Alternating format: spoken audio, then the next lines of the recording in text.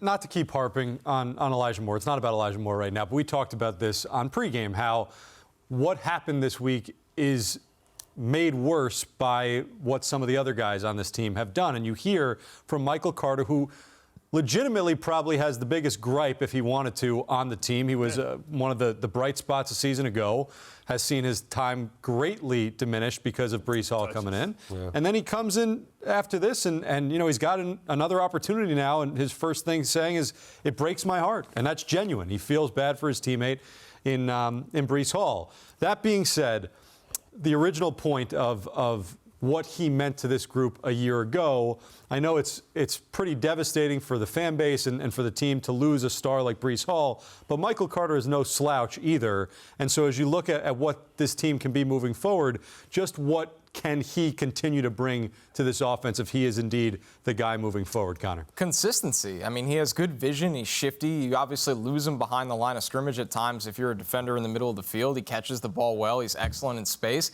And he does whatever's asked of him. I mean, they opened the game with him lead blocking for Breece on a play. So, and he's done that before, as we highlighted in the film room. So Michael Carter can really handle any role. It doesn't matter that he's 5'8", 190 pounds.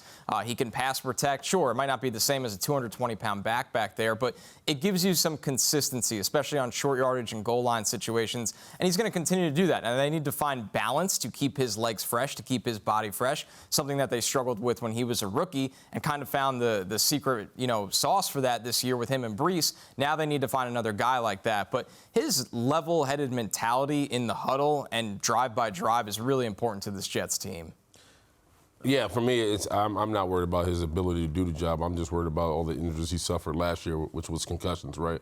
So you talk about some of the games he missed was because of concussions. And if you're going to now put more on his plate because Breece is out, now you're going to have to also kind of offload some of that. So now you're going to have to lean on Ty Johnson.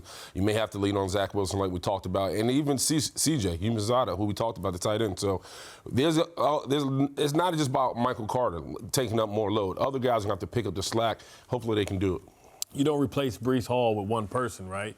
No, that he does, right? Because what happens is if Michael Carter's replacing Breece Hall, then who's replacing Michael Carter, right? So it's the law of diminishing returns. So I really think the Jets need to sit down as a group and figure out how much do they really want to invest in the present.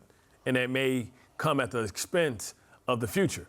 But if you think, hey, this is a team that can get into the playoffs, and what a feat that would be to get into the playoffs in Robert Sala's second year. It'd be huge for Joe Douglas. You can't take opportunities to get into playoffs lightly. I mean, it's wide open. We don't know. I mean, we just watched Tom Brady get embarrassed by the Carolina Panthers. We just watched the Commanders beat Aaron. Like, this is like opposite world going on right now. So, like, anything can happen. And like I said before, it's great that the Jets have good players. Because to me, in my opinion, it's better to have a bunch of good players than a couple of great players because you're dependent on those great players. The Jets lost a great player today, but they have a good player behind them in Michael Carter. Now, you can go out and go, I wouldn't say Cam Akers because he's a young guy who wants to be the guy. And when Breece Hall comes back, we know that he's the future. So I look at a guy like Marlon Mack or somebody like that can be great for this zone. I mean, where's Tevin Coleman when you need him? Can you tell him to come back? I mean, hey, I'm sure, with CMC there, away, he may be expendable again. They'll take fourth-round draft pick. They gave up their entire draft for CMC. So you have to get somebody in there and decide, hey, do we really want to go for this, or are we just happy with competing? And that's what they have to ask themselves, because if they're about winning and trying to win this year and compete with the big dogs, they'll make a power move.